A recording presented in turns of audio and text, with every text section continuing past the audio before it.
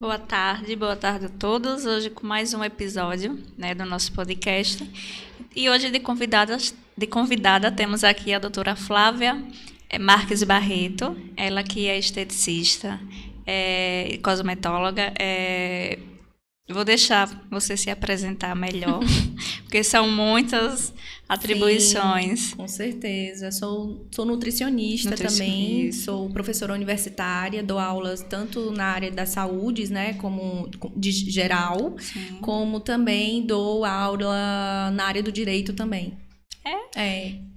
Com sociologia e antropologia jurídica. Muito bem. E hoje nós vamos bater um bate-papo sobre a importância da legalidade nas clínicas de estética, né? Sim. Porque isso, você está respaldado dentro da lei, das 4 linhas ali, para que você desenvolva e promova um trabalho de responsabilidade, né? E para prevenir possíveis dores de cabeça. Com certeza. Dores de cabeça que podem não ser somente dores de cabeça em relação à falta de algumas documentações, mas até colocar em risco mesmo a vida dos pacientes que ali estão sendo atendidos, né? Porque a vigilância sanitária vem com normas que visam proteger, né, tanto o paciente como o profissional também. Muito bem. Como a gente estava falando aqui, né, antes do programa começar, vamos relembrar o assunto sobre o que você viveu dentro da sua clínica em relação ao descarte irregular. Não é culpa sua, mas de profissionais que atendem, né? Pronto, a minha clínica, ela também loca, né, horários, turnos para outros profissionais da área da saúde, no geral, né? Então, a gente não tem só estética lá acontecendo, a gente tem a medicina também, tem fisioterapia. Então, nós temos várias áreas dentro ali da saúde acontecendo no nosso espaço, né, na clínica.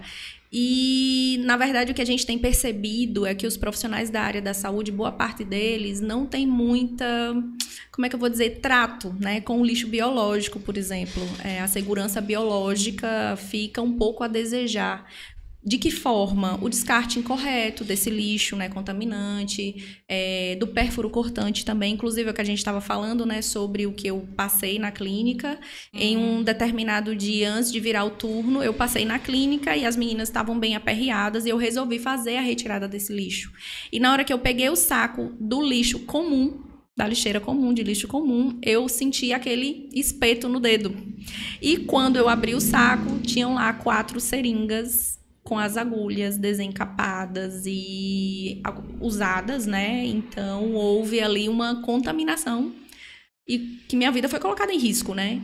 Assim, o que aliviou um pouco a situação foi que apenas uma profissional tinha atendido nesse dia nessa sala e ela só tinha atendido uma paciente, né, a qual ela tinha usado essas determinadas seringas e agulhas.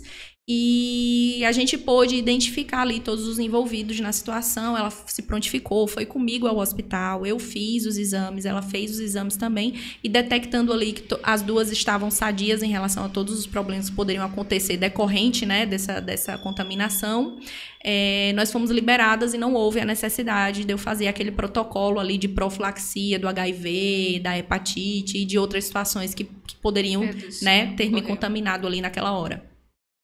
Que esse é o processo, né? Você faz o exame e depois você faz, quando você não identifica a outra parte, você tem que fazer o protocolo ali de 30 dias de uso de várias medicações que, inclusive, são terríveis para o estômago e tudo mais. É um transtorno, né? Demais. Então, é aquela questão da falta de responsabilidade também de atenção. Sim. Porque, além de colocar a saúde, a visão do ambiente ali da clínica em risco, está colocando também outras pessoas em risco. Por conta de uma... eu não me atentei, descartei uma seringa no lixo. Aí aquele lixo, aí tem um gari que recolhe. Exatamente. Então, assim, não é local, né? É uma infinidade de pessoas que podem ser contaminadas ali com aquele lixo. E algo que a gente aprende isso na faculdade sobre a profilaxia, né? Sobre o descarte dos materiais, dos pérfuros cortantes. Então, Quando você vai para a parte atuar ali como um profissional, isso é um erro gravíssimo. Você jogar uma seringa ainda desencapada, com agulha, né? Agulha desencapada, no lixo normal, aonde vai ser um saco lixo, de lixo que qualquer pessoa pode ali. Exatamente. O que aconteceu com você. E assim, quando esse lixo já é o lixo contaminante, a gente já vai com aquela devida atenção ao recolhimento daquele lixo. Mas como é um lixo comum, que geralmente a gente bota resíduos de papel, geralmente dentro do consultório, porque dentro do consultório não pode ter comida também, né? Alimentos. Então, a gente tem ali, geralmente, só papel, às vezes copo de plástico. Então, a intenção que a gente vai é uma intenção mais tranquila possível, né? Eu vou recolher um lixo comum. E, de repente, tinha lá dentro a seringa com a agulha e, infelizmente, acabei me furando. Mas que ótimo que ocorreu tudo bem, né? Sim, com certeza. E uma coisa que também que acontece é que, por exemplo, essa profissional, além de ter colocado todo esse ambiente em risco, ela também não ficou tão bem vista diante da paciente dela, que teve também todo esse transtorno de precisar faltar o trabalho para me acompanhar no hospital, né? Por um erro por falta de atenção, realmente. Pura falta de porque atenção. eu gosto de pensar que não foi falta de informação, né? Que tenha sido falta realmente como eu falei, de atenção. Né? Isso a gente aprende estudando, exatamente. Né? Como cada item tem que ser descartado. Com certeza. E tanto a minha proteção como a proteção tanto do ambiente como do paciente também. Com certeza. Mas, enfim, acontece, né? Ninguém está isento de passar por essa situação, realmente. Mas a atenção é fundamental. Falar assim, como um antigo mestre me falava assim, olha, quando você chegar no seu local de trabalho, faça o checklist. Hora de entrar, hora de sair. Checklist na entrada, checklist na saída. O que é que eu vou trabalhar? O que é que eu vou usar de material? Então, já deixe tudo ali pronto para na hora que o paciente entrar, não precisar sair correndo atrás de uma gaze, atrás de uma agulha, de uma seringa, de um produto que não estava ali. E quando sair também, como você organizou, deixe organizado. Porque além de facilitar para o dia seguinte, você também vai ver o que aconteceu durante o dia, né? Vai colocar tudo em ordem. Exatamente. Isso não é só uma forma de organização, isso é algo necessário dentro dos serviços de saúde. É por isso que a gente tem a pasta sanitária. E dentro dessa pasta sanitária, a gente tem ali os POPs, que são os procedimentos operacionais padrões, né? Sim. Então, e esse POP, ele fala exatamente sobre isso, como deve ser higienizada essa maca, o que é que o profissional tem que pegar em cada procedimento que ele vai fazer, de que forma ele precisa higienizar, de que forma esse procedimento precisa ocorrer, de que forma ele libera esse paciente. Então, assim, a pasta sanitária, ela vem justamente para guiar e nortear todas as nossas ações dentro da clínica, dentro ali do espaço de atendimento desse meu paciente, né? E a parte de limpeza está envolvido também, a parte de descarte do lixo está envolvido, a parte de primeiros socorros também tem que estar dentro da pasta sanitária. Então, tudo isso é essencial e necessário para que a gente torne esse ambiente o mais seguro possível e também legalizado, porque quando a vigilância sanitária faz a nossa visita na clínica, a primeira coisa que ele pede é a pasta sanitária, com todos esses processos, dentro de outras documentações também que precisam conter dentro dessa pasta, como a limpeza da caixa d'água a cada 6 meses, a higienização dos ar-condicionados, de que maneira a limpeza do frigobar que a gente tem na clínica acontece, o termômetro que precisa ter no frigobar, da qual recebe medicações. Então, essa temperatura, por exemplo, desse frigobar precisa ser averiguada de 2 a 3 vezes ao dia, tem que estar descrito dentro dessa lista, dentro da pasta sanitária. Então, assim, são vários passo a passos que, às vezes, o profissional ali, pela correria do dia a dia, acaba se passando, mas que na hora que a vigilância sanitária vem, é algo que é extremamente necessário. Outra questão também é sobre o profissional. Né? Eu sou profissional e eu preciso ter não é somente a minha empresa, digamos assim, um CNPJ. temos que ter o nosso respaldo quanto Sim, profissional. Com certeza. Em questão de atendimento. Fale um pouquinho sobre isso. Prontos, vamos lá. Geralmente, o profissional, às vezes, quando ele chega até a clínica para fazer a locação, eles perguntam se a gente tem o alvará de funcionamento em relação à vigilância sanitária, né? A liberação da vigilância sanitária. Só que o que acontece? Em um ambiente que ele é compartilhado, a gente não consegue ter um alvará, tá, de funcionamento em relação à vigilância sanitária que atenda todas as áreas da saúde. Até porque, por exemplo, se eu tenho médicos dentro da minha clínica, para que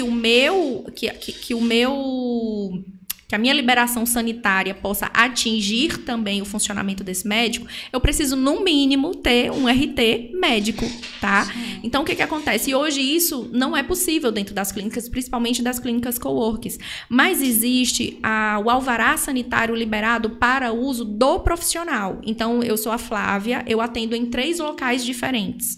Então, eu vou no meu primeiro local, eu peço a vigilância sanitária para fazer essa visita e a vigilância sanitária libera o alvará em meu nome para os procedimentos dos quais, né, o meu conselho de classe permite que eu faça, ou a lei, no caso do esteticista. E você fica respaldado do seu atendimento perante a vigilância sanitária naquele espaço.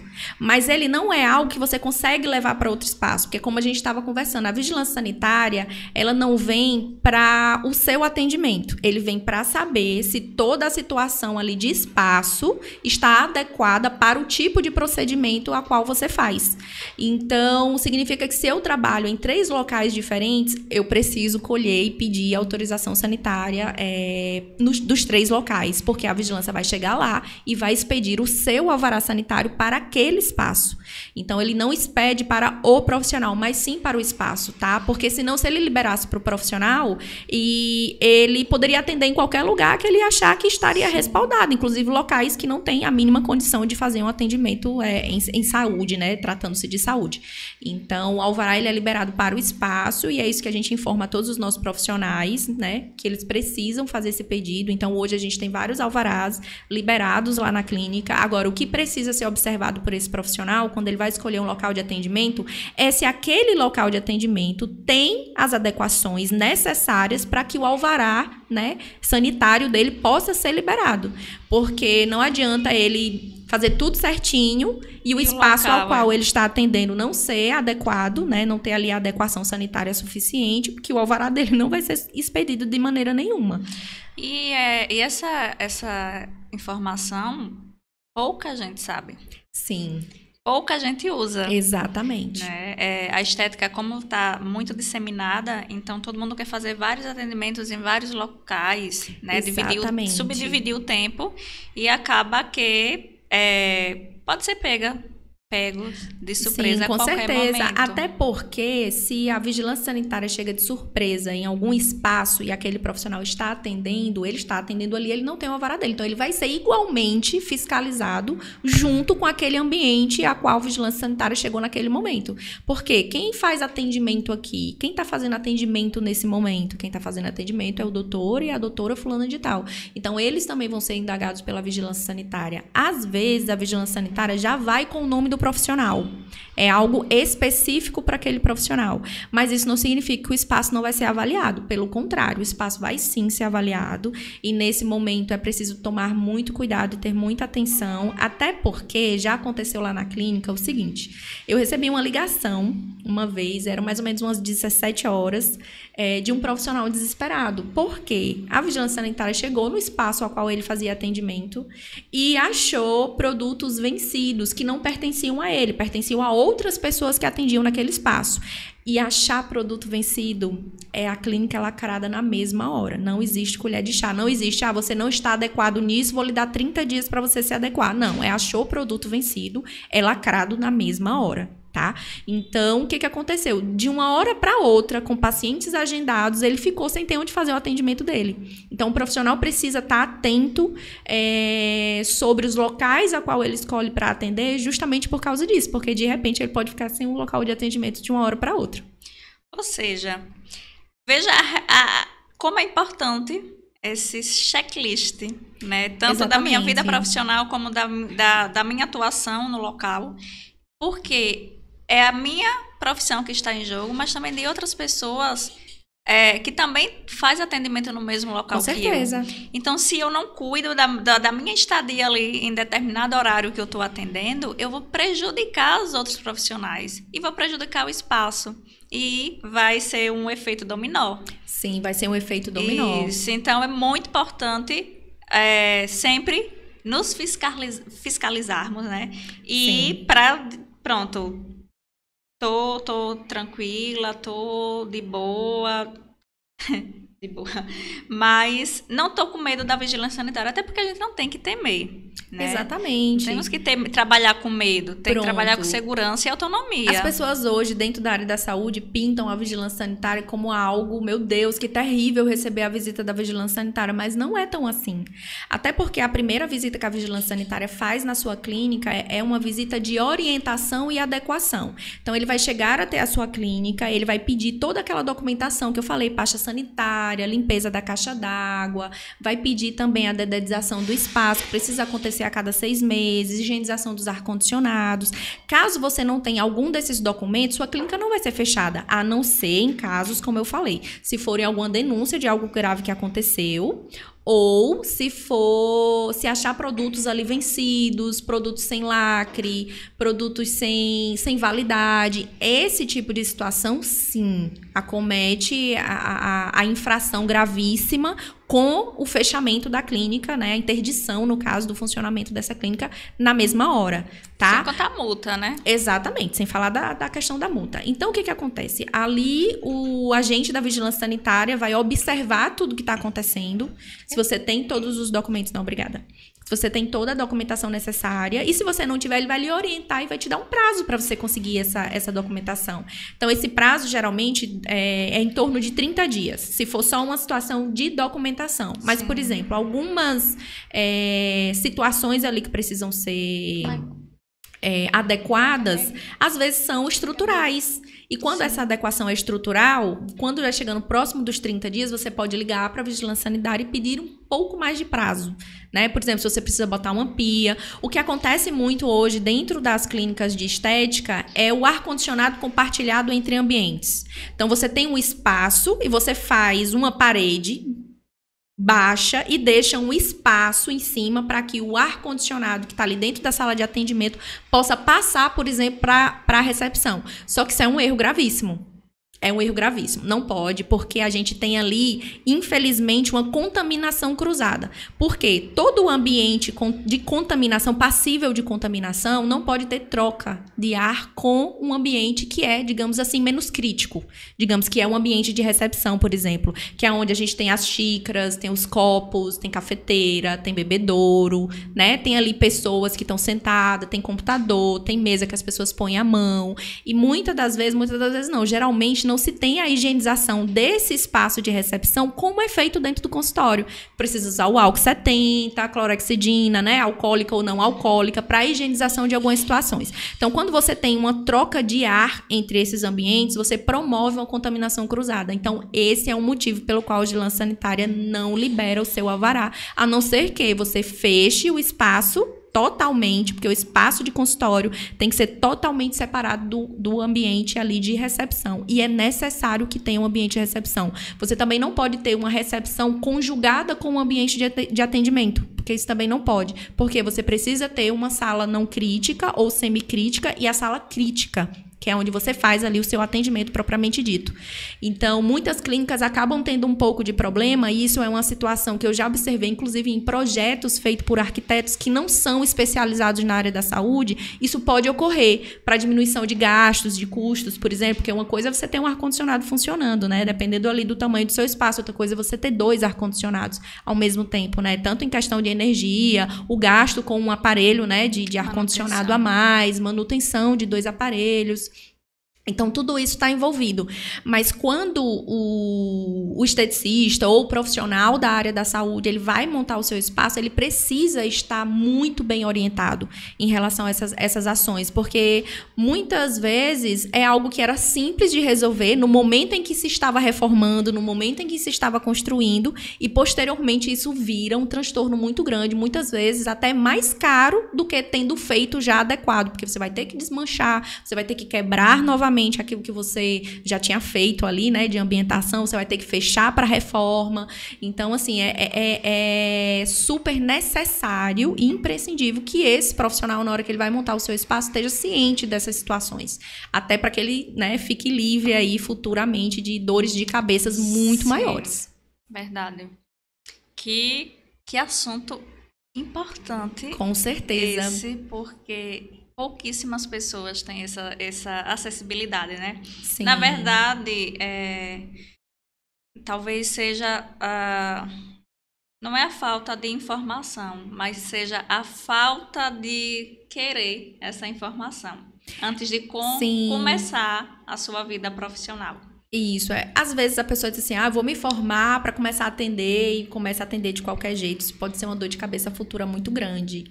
Olha, uma outra coisa que também não pode acontecer, que a gente vê muito, é um ambiente de banheiro virado para dentro da sala de atendimento. Quando você tem ali situações que envolvem risco microbiológico, você vai perfurar a barreira ali de proteção da pele desse paciente, seja com injeção, seja com fios, seja qualquer o procedimento, você não pode ter uma área de contaminação com ligação direta para essa área de atendimento, que é uma área que precisa ser o quê? O mais limpa e esterilizada possível. Sim. Então, assim, o ideal é que esse banheiro não fique voltado para dentro das salas de atendimento, mas fique voltado realmente para uma recepção e tudo mais. A não ser que ele seja um banheiro interditado.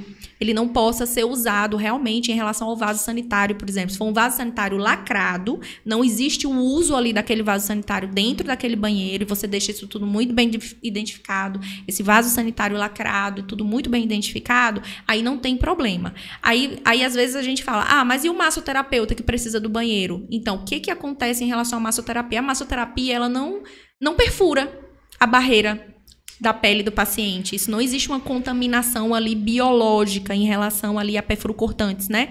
Então, o banheiro pode sim estar voltado para dentro dessa área de atendimento quando a gente está tratando ali de massoterapia. Mas quando a gente está tratando da estética mesmo, realmente não pode, é proibido. Outra informação que é importantíssima e que muita gente também não sabe, muitas vezes loca espaços de atendimento que tem esse tipo de estrutura, né, organizada dessa forma, e que se a vigilância sanitária chega lá, esse ambiente não será lacrado. Mas, o que quer dizer? A clínica não será lacrada, interditada, né? Sim. Mas o banheiro será assim. Importante, muito importante. Sim, com certeza. Outra questão também além de ter essa liberação pessoal, né? O ambiente também está ali adequado. Tem que estar adequado, porque se não tiver adequado, a sua liberação não acontece. Primeiro o ambiente, né? Então, exatamente. Para as pessoas que fazem os atendimentos em diversos locais ali, é importante ter noção de que vocês estão pagando ali por aquele turno, ou até mesmo um aluguel mensal ou quinzenal, enfim, como seja lá o acordo, mas sabendo também que ali tem pessoas responsáveis por trás. Porque você, como dona de clínica, eu imagino que você fique o tempo todo, né? Com certeza. Até mesmo fiscalizando esses profissionais aos quais você subloca esses horários. Com certeza. Até porque é o seu nome, é a sua clínica. Com certeza. E se alguém não segue a risca o que precisa seguir, a clínica pode ser penalizada, e os outros profissionais que também ali trabalham podem também sofrer prejuízo em relação àquela situação. É sempre uma ação em conjunta. É você pensar em mim, pensar no outro. E uma coisa importante também que a gente precisa ressaltar é que a pasta sanitária, ela não é do espaço. A pasta sanitária é do profissional. Então, o que acontece? A gente libera toda a primeira parte de documentação em relação a quê? Como acontece a higienização das salas, limpeza das paredes, do teto também, que é importante, a limpeza do chão, a higienização da maca entre um paciente e outro. Toda essa parte a gente libera, mas os POPs são estritamente pessoais do profissional. Então, o profissional precisa ter o seu POP ali compondo sua pasta sanitária, né? O restante da sua pasta sanitária. Então, é importante frisar isso, de que a pasta sanitária não é do espaço. A pasta sanitária precisa ser produzida pelo profissional. Interessante. E importantíssima, né? Sim, muito importante. A gente, inicialmente, quando quando eu pensei, né, eu sou a idealizadora desse projeto aqui, desse podcast, justamente para trazer informações, principalmente para a nossa classe esteticista. Sim, com certeza.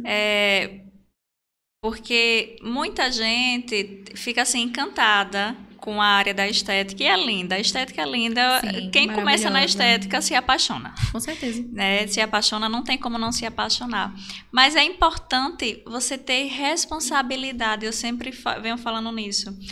Porque não adianta você ter uma lucratividade, você ganhar dinheiro, e tudo vir por baixo por conta de um procedimento mal feito, por conta de uma irregularização ali no seu profissionalismo. Eu, como profissional, não estou legalizada, né, perante Sim. a lei. Eu vou aproveitar que tem um aluguel acessível para mim, porque hoje os aluguéis são caros, os aluguéis de espaço, né?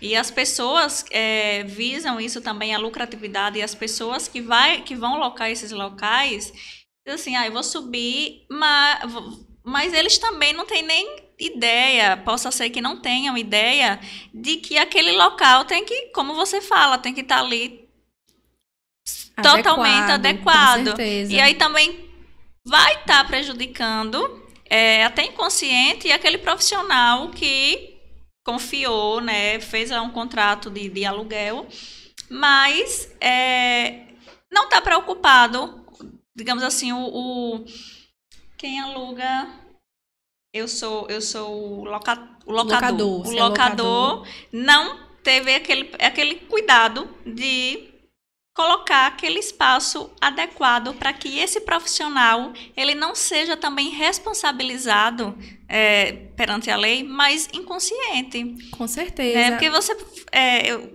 eu já visitei muitos espaços, até de colegas, nossa, muito bonito, mas e você falando aí tudo, essas coisinhas minuciosas. Sim. E realmente não tem. A gente começa a identificar isso em espaços que a gente achava que estavam completamente adequados e de repente não estão, não né? Não estão, porque quando você falou assim, nossa, o banheiro não pode estar com a porta para dentro do consultório. É a mesma ideia e lógica de ter o ar-condicionado passando de um ambiente para o outro e causando essa contaminação cruzada. Então, quando você abre a porta do banheiro, você usou o vaso sanitário, você abre essa porta do banheiro, toda essa contaminação que se gerou ali dentro daquele banheiro, ela passa para dentro do local de atendimento. E vai sendo então, é o mesmo princípio, né? Que é o quê? A contaminação cruzada dos ambientes. Muito bem. E aí voltamos também para a parte de responsabilidade novamente, de quem vai receber os atendimentos. É importante, se eu vou procurar uma clínica de estética, um profissional de estética, eu ter noção de que esse profissional é comprometido com a minha integridade física também. Com certeza. Eu não estou indo ali. Muita gente reclama de franquias. Lá na nossa palestra até a colega falou sobre a questão das franquias, né? Que ela trabalhava e, assim, os donos, quem está por trás não está nem aí para o paciente. A gente tem que ter um pouquinho de cuidado quando a gente fala e a gente generaliza essa questão das franquias, Sim. Porque nem todas as franquias são assim. Sim. Isso é fato, né? Ela contou ali uma experiência que ela teve em uma franquia que ela trabalhou.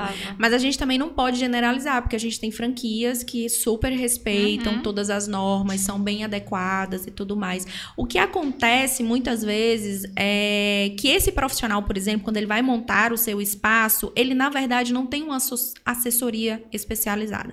Então, por exemplo, se eu vou montar o meu espaço e eu contrato um arquiteto, eu super confio no trabalho desse arquiteto. Então, no meu entendimento, tudo que ele está fazendo ali está adequado para o quê? Para o segmento da qual é o meu negócio. Só que muitas vezes não é, até porque eu tenho também conhecidos que tiveram espaços que foram planejados por arquitetos que colocaram ar-condicionado cruzado de uma sala para outra, para diminuir os gastos. Às vezes, isso é uma necessidade ou algo que o próprio profissional que está montando ali o espaço, que o próprio proprietário pede, olha, eu gostaria de ter uma diminuição dos gastos em relação ao ar-condicionado. Essa é uma estratégia que pode ser usada? Sim, é uma estratégia que pode ser usada, mas não se adequa ao segmento de atendimento na área da saúde. Então, assim, até nisso a gente precisa prestar atenção, tá? Em relação a que também os materiais que são colocados na parede, no teto, no piso, dentro da sala de atendimento, não é todo material que é adequado. Por exemplo, você pode colocar um papel de parede? Pode, desde que esse papel de parede seja o quê, gente? Seja lavável, porque é necessário essa limpeza, pelo menos a cada 30 dias, das paredes e do teto também. Então, a tinta precisa ser lavável, a parede, o papel de parede precisa ser lavável, a gente não pode ter cores fortes dentro do local de atendimento, porque se eu tenho uma parede que ela tem rajadas pretas ou rajadas vermelhas, por exemplo, no momento em que eu estou fazendo um procedimento no meu paciente, que, por exemplo, espirra um pouco de sangue ou algum líquido corporal desse paciente nessa parede ou nessa pia, e a gente não consegue ali ter essa sujidade visível, eu também não vou conseguir limpar. Então, aquilo ali é uma contaminação que vai ficar durante um tempo. Então, até as cores e os materiais precisam ser adequados. Por exemplo, a gente não pode ter num ambiente de pia ou de local onde a gente manipula ali os produtos, texturas porosas. Porque se aquele produto cai ali e absorve, aquilo ali fica contaminado. A gente não tem como tirar aquela sujidade que foi absorvida pelo aquele material. Então, essa questão de estar muito bem orientado e pesquisando, gente, isso não é difícil da gente achar. Sim. Até porque, por exemplo, você pode ligar para a Vigilância Sanitária aqui de Aracaju e pedir a eles, né, quais são as normas ali para montagem de um espaço de atendimento em estética, e você conseguir fazer ali tudo muito bem orientado e tudo dentro, né, do que precisa ser feito realmente, para que a Vigilância Sanitária possa, na frente, lhe dar um voto de confiança e, na hora, chegar lá e já expedir o seu alvará, por que não, né? É ótimo isso. Com certeza. Falando sobre essa questão da higiene, é bem observado em muitas clínicas ou espaços, frascos de botox. Você já deve ter visto. Com certeza. Jarros, ou até as pessoas fazem molduras, né, e vão guardando ali os recipientes vazios da toxina botulínica, as seringas de preenchimento, como se fosse um troféu expondo ali. Exatamente. É bonito, é algo assim, é honroso. Nossa, eu tô fazendo o que eu amo, mas tá errado. Extremamente proibido, tá super errado. E se o agente da Vigilância Sanitária chegar no seu espaço e pegar esse tipo de material ali em exposição, ou até mesmo guardado, ele vai considerar como um produto vencido dentro da sua clínica. Mesmo que não tenha mais produto dentro do frasco, ele vai considerar que é um produto que está vencido, e dependendo ali do tipo de frasco que você tem guardado, sua clínica pode sim ser interditada na mesma hora. Porque como é um frasco que ele é lacrado, por mais que você use o produto, mas no entendimento da Vigilância Sanitária, você pode reutilizar. Com certeza, esse produto pode ser reutilizado, mas o que mais é levado em consideração é que no momento em que eu estou fazendo o procedimento no meu paciente e eu estou pegando ali com a minha luva, eu pego nesse frasco novamente, então eu já contaminei esse frasco biologicamente falando, então ele precisa ser descartado como lixo biológico, ele não pode estar dentro da sua clínica como um souvenir ali, como um enfeite dentro da clínica. Isso é completamente proibido, completamente errado. E a gente vê muitos profissionais fazendo isso, às vezes como uma forma de mostrar, olha quantos procedimentos eu já fiz. Outra coisa que eu observo também, tapetes. As pessoas amam ter tapetes. Não tem lógica. Para que é um ambiente, como eu lhe falei, de massoterapia, um ambiente onde a gente não tem, de certa forma, contaminação direta, biológica, né? Como a gente está tratando de sangue, de resíduo de sangue, de qualquer outra coisa. Com certeza.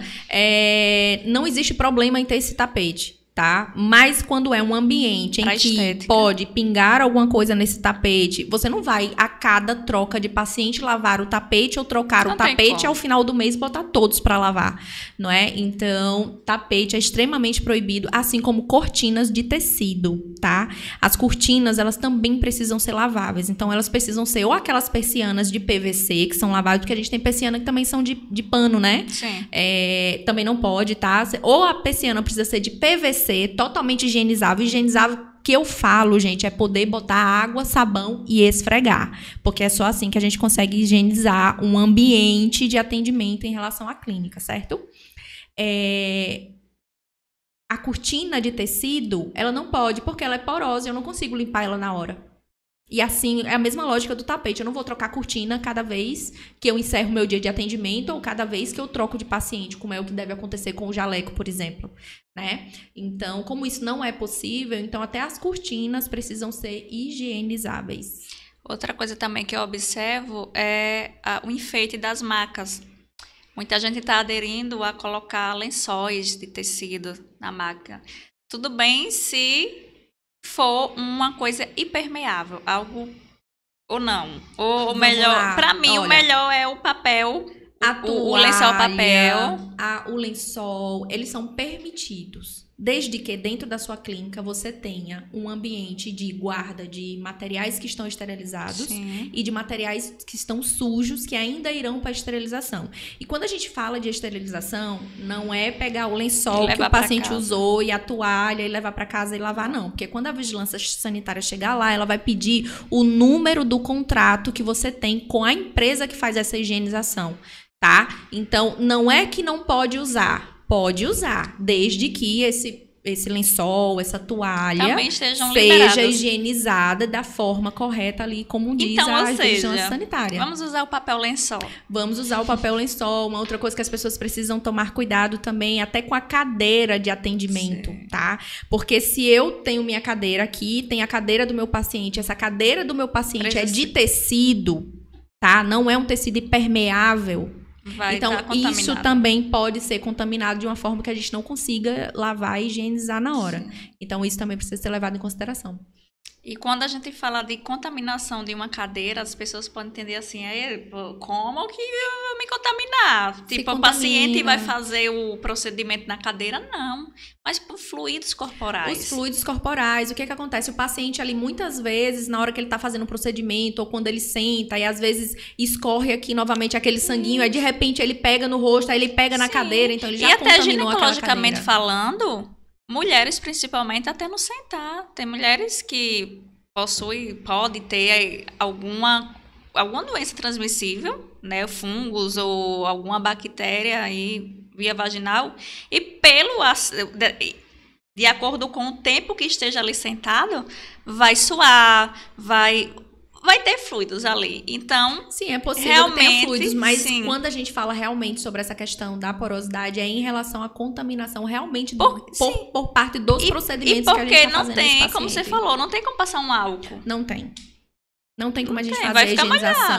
Não tem como a gente passar uma água com sabão, a não ser que a cadeira fique toda molhada, né? E mesmo assim, a porosidade faz o quê? A gente, na verdade, vai levar essa contaminação ainda para uma parte mais profunda dessa cadeira, né? Da esponja e tudo mais. É proibido que se tenha? Não tem, não é proibido que se tenha, desde que essa cadeira tenha aquele tratamento de impermeabilidade, né? Impermeabilização. Então, é possível que se tenha uma cadeira de tecido dentro do local de atendimento, mas desde que ela respeite essa parte da impermeabilidade. Vejam quantos detalhezinhos pequenininhos que a gente acha irrelevante. E que não tem noção de que, não, isso não implica em nada. E tem. Ou seja, temos que ter essa fome de informação, de conhecimento. Exatamente. Hoje a internet está aí disseminando muita informação que muitas vezes, sendo de órgãos oficiais, são informações muito legais, que dão um norte muito bom quando você está não só montando o seu espaço, mas quando você está escolhendo um espaço ao qual você pretende fazer o seu atendimento, né? Você consegue se informar ali de uma maneira muito correta, né, dentro ali da lei, do que rege realmente a vigilância sanitária.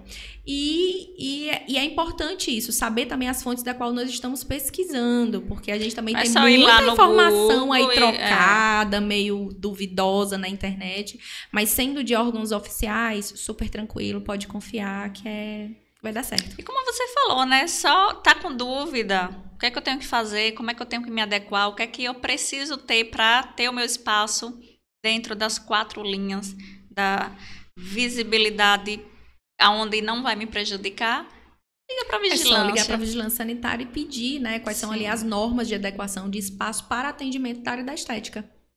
Muito bem. Muito importante esse assunto. Com certeza. Eu tenho certeza que quem estiver assistindo vai agregar muito. Sim, com certeza. Porque isso é um assunto de muita dúvida ainda dentro dos profissionais da área da saúde, né? Às vezes até por um pouquinho de dificuldade realmente que se tem de achar essas documentações. Sim. Embora a gente tenha muita coisa legal na internet, a gente não consegue 100% de todas as informações de adequação.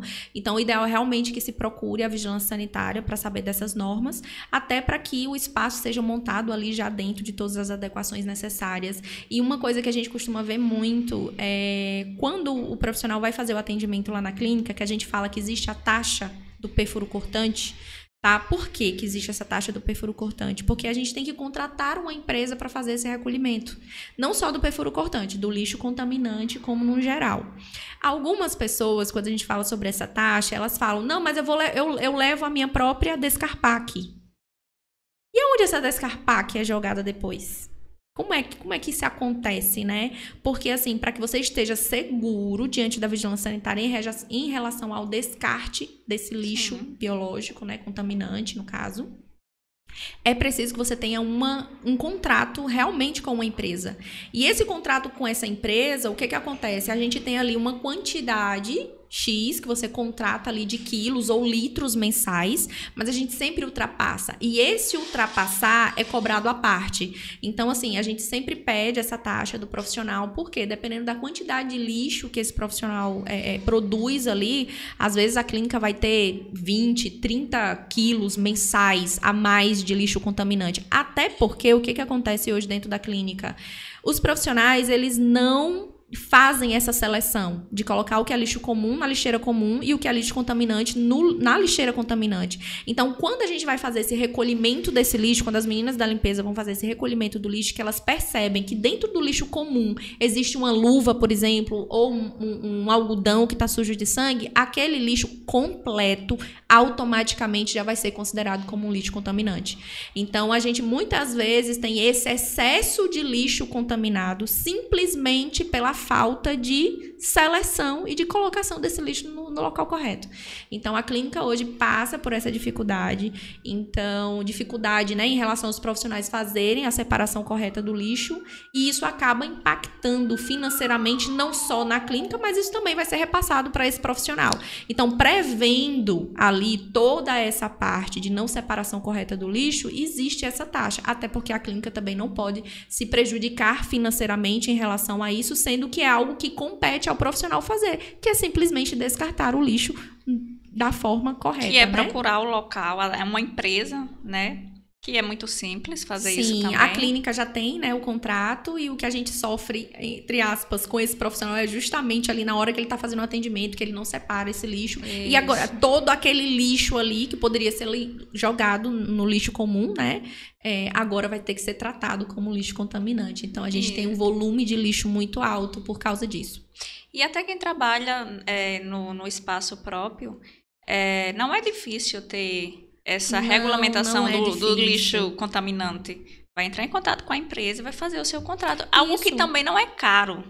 Não é algo que você não... mas vai impactar no meu orçamento mensal. Mas vai impactar muito mais se você não tiver isso. Se você não tiver. Até porque você vai estar colocando em risco a sociedade inteira. Sim. O gari que tá pegando aquele lixo, o local para onde vai esse lixão. As pessoas precisam entender que hoje a gente ainda tem catadores em lixões. Sim. E aquele lixo ali contaminante pode contaminar, às vezes, uma família inteira, pessoa. E não é somente só por contaminação de doenças, mas por contaminação biologicamente falando, por compostos químicos. Também. Até porque a gente tem um local específico para descarte de substâncias, né? Que é diferente do lixo contaminante. Então, você tem o descarte dos produtos químicos, né? Que são os medicamentos. O descarte da parte de vidrarias e de perfuro-cortantes. E o descarte, igualmente, também do lixo contaminante, que é aquele de pedal mesmo, que branquinho. Seringa. Que é isso, que a gente bota seringa, onde a seringa sem agulha. Porque a agulha vai para Descarpac, só para deixar registrado. Isso, só a seringa Então, a no seringa lixo a gente pode jogar no lixo contaminante de- junto com a luva, junto com a Isso. máscara. Aquele Junto- papel papel. que vai para a maca, ali é considerado um lixo Lixo contaminante. contaminante, Então, ele já isso. não vai para o lixo comum, ele vai para o lixo contaminante. Então, assim, tem uma série de coisas que precisam ser observadas em relação a essa parte, né, da produção ali de lixo biológico, do descarte e de estar ali adequado para esse descarte. Ou seja, é todo dia fazer o dever de casa. Todo dia fazer o dever de casa, porque é esse deverzinho de casa que depois de um tempo se torna hábito, né? É a constância que faz o hábito. Sim. Então, daqui a pouco se torna automático. A gente até entende que logo quando o profissional está começando, né, ali na sua carreira, ele fica um pouco mais nervoso na hora de fazer o atendimento. Sim. Isso acaba atrapalhando um pouco ele ali, o discernimento e na hora de jogar esse lixo. Isso é possível de acontecer? Sim, é possível de acontecer. Mas é algo que deve ser levado em consideração que esse profissional, mesmo que está iniciando e nervoso, ele precisa entrar na sala lembrando que ele precisa fazer o descarte correto desse lixo contaminado. Então, anotar, né, na nossa agendazinha. Eu sou bem das antigas. Uhum. Eu ando com agenda.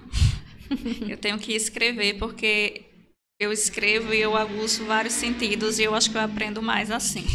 Sim. Agenda eletrônica, às vezes eu me perco de muita coisa, mas eu também uso a agenda eletrônica, mas eu prefiro escrever. Então, vamos fazer a anotação de que ao chegarmos em casa, vamos revisar conteúdos, às vezes assistir aulas, às vezes vamos colocar em mente também que temos que ter esse protocolo. Vamos Com estudar os certeza. POPs, vamos trazer Isso. para os nossos espaços os POPs, que é protocolo personalizado. Exatamente. Até porque a pasta sanitária não é algo que tem que ficar guardado na Não. gaveta ou no armário Tem que só para ser é. apresentado à vigilância sanitária. É algo que precisa estar Tá no renovado. dia a dia Isso. realmente desse profissional. É algo que precisa ser revisado, precisa ser atualizado. Se eu fazia um procedimento assim, eu aprendi outra técnica, então eu já tenho que ir lá para minha pasta sanitária e atualizar aquele procedimento que eu não faço mais como eu fazia antigamente, já faço de uma outra forma.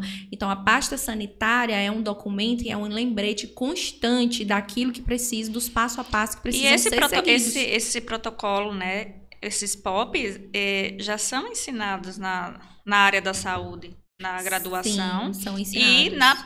nas pós também são Sim, ensinados. Sim. Na minha graduação, eu não tive Eu também não tive na tive. minha graduação da estética. da estética, Mas mas porque eu a gente tive, vem de uma isso. turminha um pouco mais antiga. Mas as turmas de agora já estão estão, tendo. né? Até porque nós, como professores universitários e que passamos por muitos perrengues, né, na prática Isso. da profissão, hoje a gente já incentiva, a gente já leva esse material para que eles possam ter contato. Eu não tive dificuldades porque dentro da minha formação de nutrição, que foi a Já minha primeira tinha. formação, isso é uma coisa que a gente começa a fazer desde o segundo período, que é POP. Sim. Né? Claro que são POPs diferentes do Sim. que os da área da saúde. Alguns POPs são parecidos, por exemplo, quando a gente trabalha em um one ou ali em ambiente hospitalar, alguns POPs são parecidos em relação à limpeza, mas são POPs diferentes, mas a lógica e o processo de construção é o mesmo.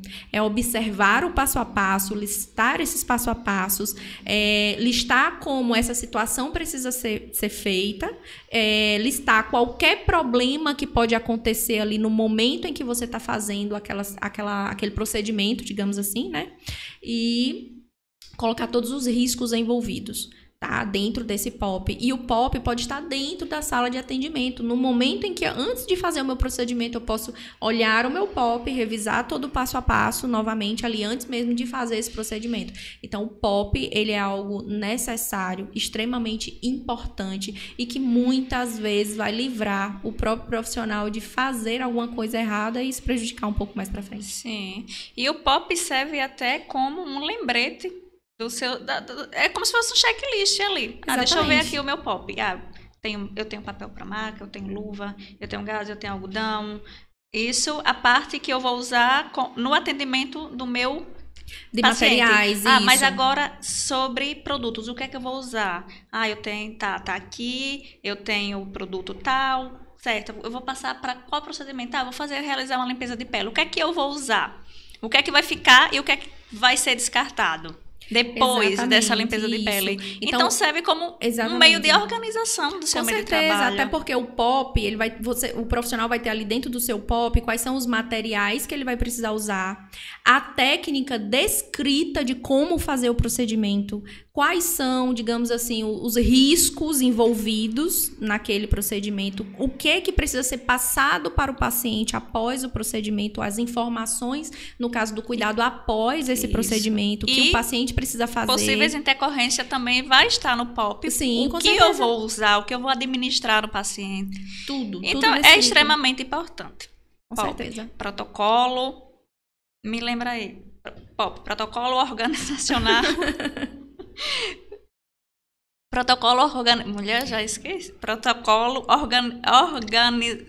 me ajude. Não, o POP é o procedimento operacional padrão. Padrão, é isso mesmo. Então, ele é um procedimento que ele é operacional, né? Ali, é da operação realmente daquilo que você está propondo. E que é padrão, não vai mudar. E que é padrão, é sempre o mesmo para todos os pacientes. O que vai mudar é o quê? A substância que você vai estar usando, dependendo da necessidade desse paciente. Mas o protocolo, ele é operacional e ele é padrão.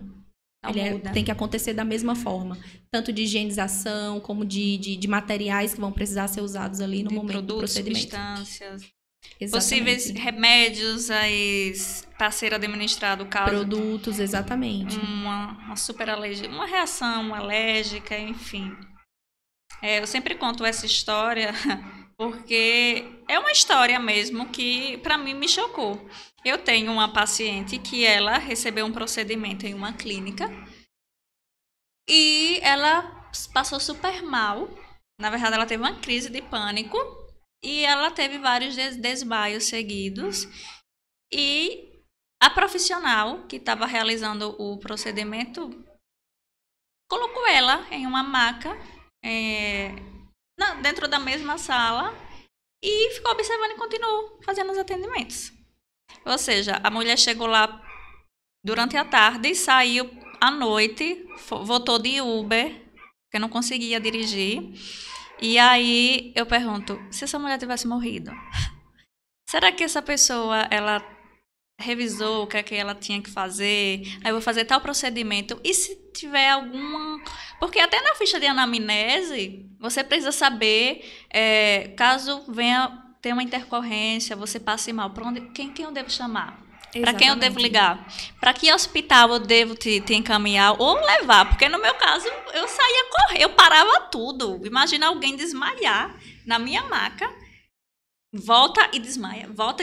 E eu tipo assim, eu acho assim, essa frieza de... Não, fica aqui deitadinha e continue aí que eu vou continuar o atendimento. Uma coisa que é importante a gente frisar sobre essa situação é que o paciente que passa por essa situação, ele precisa denunciar. Pois é. Ele precisa denunciar. Muitas vezes por amizade, né? Não, deixe passar, passou, enfim. Até mesmo por amizade a quem?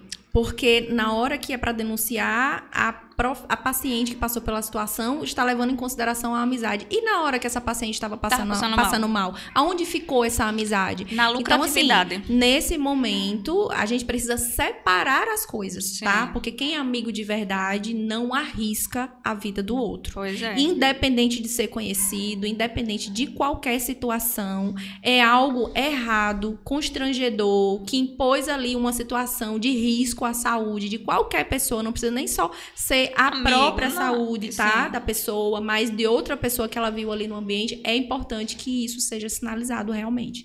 Que possa se fazer uma denúncia, que possa se fazer um boletim de ocorrência, que possa aí se calçar em todas as esferas, digamos assim. Porque foi algo grave. Né? Claro. Se essa paciente infarta... Exatamente. Assim, ninguém está livre de sofrer uma intercorrência.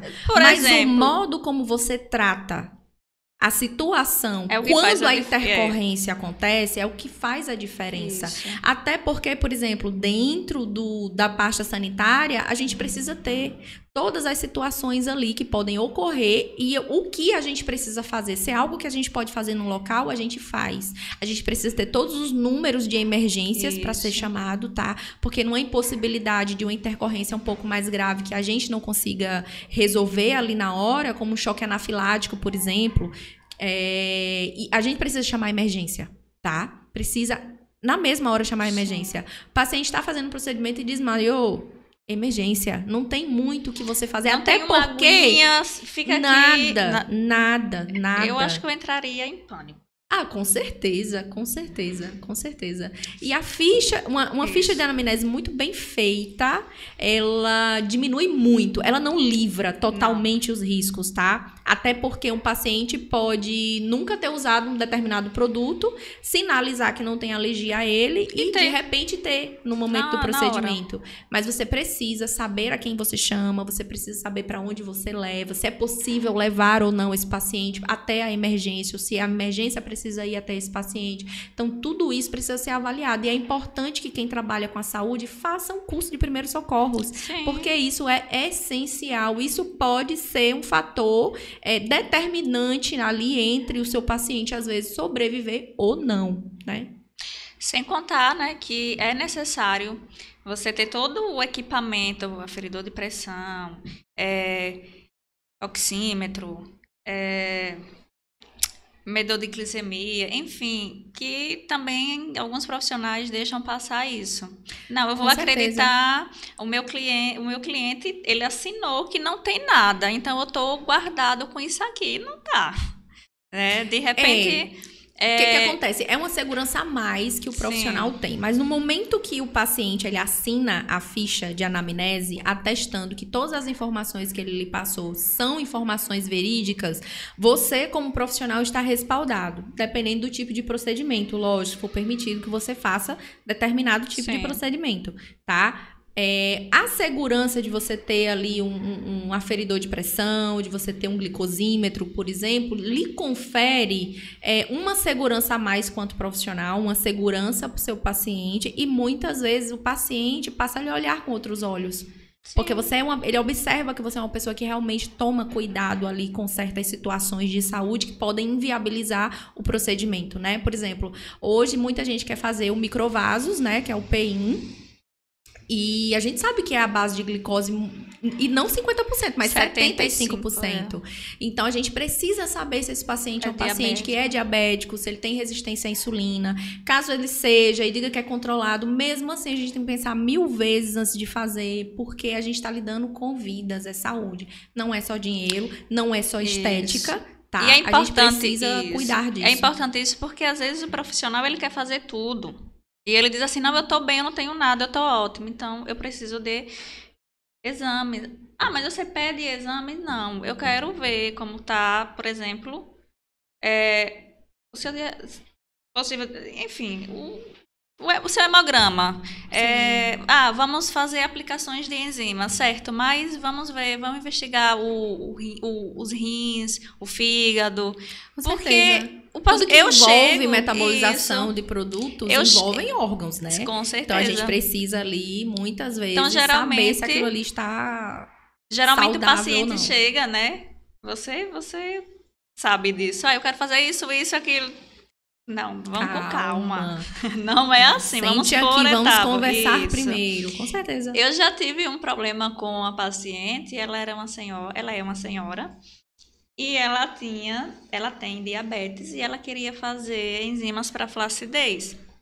E aí ela me falou isso na nossa conversa, né? E aí eu falei assim, vamos fazer o seguinte, a senhora vai no seu médico, vai pedir um atestado, e se ele atestar que a senhora está apta a receber esse procedimento, a gente faz. Se não, eu, por minha conta... não, mas está controlado, eu tomo remédio todos os dias. Pois é, mas a senhora é diabética, a senhora é idosa. Exatamente. Então, eu não posso colocar a minha profissão em risco e nem a sua vida em risco, porque a senhora quer. Até porque o profissional e o paciente precisam entender que se eu tenho um problema de saúde, eu tomo uma medicação para esse problema de saúde, eu controlo o quê? O que é comum do dia a dia desse paciente. Por exemplo, se é um paciente diabético, ele toma metformina, por exemplo, ele toma uma miligramagem necessária e essencial, o quê? Para aquele tipo de alimentação que ele leva ali o dia todo. É diferente dele chegar ali em um determinado momento do dia e a gente colocar 3 ml de glicose a 75%. Entendeu? Por mais que essa glicose esteja controlada, né? Que a diabetes seja controlada, a gente está injetando ali uma quantidade de glicose muito grande, que muitas vezes aquela medicação que ele toma para alimentação comum durante o dia não vai suprir essa necessidade. Assim como também os produtos para pressão, de controle de pressão, né? E isso também precisa ser muito bem avaliado. São aqueles pacientes, assim, alerta vermelho, hipertensos, cardíacos e diabéticos. Com certeza, muitas vezes com muitas contraindicações, né? Para muitos procedimentos, com certeza. Se você tem dúvidas, é melhor não fazer. Mas eu vou perder uma venda, vou deixar de fechar um pacote, é melhor dormir sossegado. Com certeza. Até porque nunca mais você se recupera de ter causado um dano à vida de outra pessoa, né? Pelo menos eu, né? Nós que prezamos pela saúde do paciente, eu acho que eu não dormiria nunca mais. Ia ser um peso na consciência que ia ficar pro resto da vida. Sim. Quase matei alguém. Exatamente. Ou logicamente, né? Intercorrências, todo mundo tá suscetível a ter. Claro. Ninguém porém, sujeito a ter. Mas quando você tem ali eu tenho como controlar isso. Voltando ao caso da moça, ela tinha pânico de agulhas. E ela foi fazer o preenchimento labial. Então, segundo ela falou para a profissional que ela tinha pânico de agulha. E quando ela começou a sentir a cânula no lábio, o coração começou a acelerar. Ou seja, ela teve...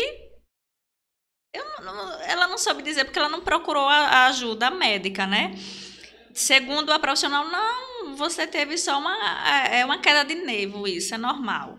Então, assim, você poderia ter morrido. O diagnóstico sem exame, sem nada para comprovar. Então, assim, mas ela aferiu sua pressão? Não.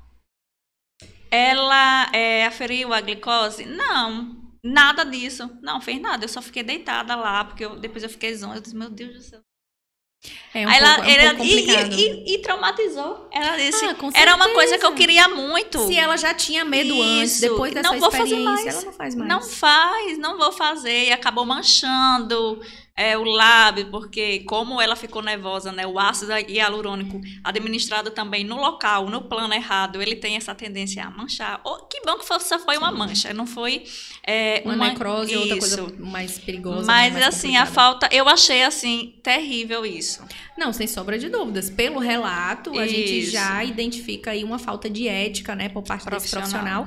Agora, como eu sempre digo, toda história tem 2 lados, então a gente precisa também tomar um pouco de cuidado na hora de acreditar 100% no paciente ou no profissional, né?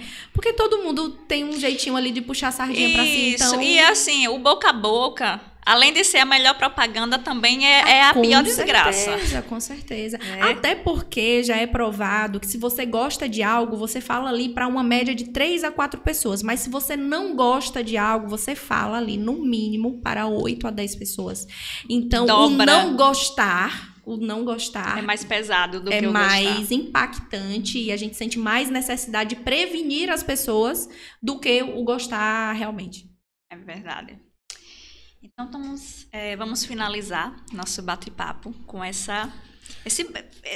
foi riquíssimo. Edilene, rapidinho, antes de você finalizar, me dê só 1 minuto que temos uma surpresa para você, digamos que algo inusitado aqui no Estúdio Mix. Você vai só segurar só 1 minutinho com ela aí, rapidinho. E tá gravando isso? Sim. Uma surpresa? Pra mim? O que será? O programa mesmo. Vamos continuar. Vamos então, continuar, Vamos né? aí essa surpresa. Agora eu fiquei curiosa. Agora até os pensamentos aqui, as perguntas... Meu Deus do céu. Ficou confusa agora. Mas enfim, você precisa estar na universidade, né? Porque como você Sim, falou vou dar aula daqui a pouquinho, aula de anteriormente, anatomia. no início. Importante também para todo mundo da área da saúde, é Sim. muito importante a anatomia. Isso faz com que você crie planos ali, né? De forma mais assertiva, que você entenda as dificuldades e as proibições em relação à aplicação em alguns locais do corpo. E é isso. Diga aí. Nossa.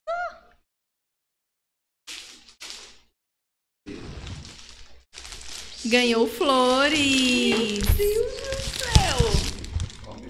Só não quero estudar. Tem cartão? Veja na sacolinha, será que tem cartão? Que lindo.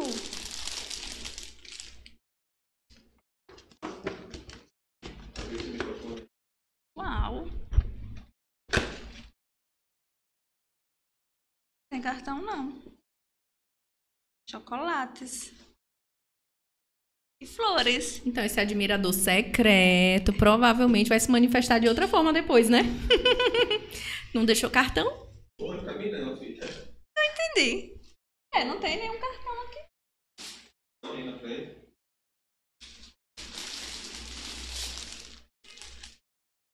Na frente, assim. Nada.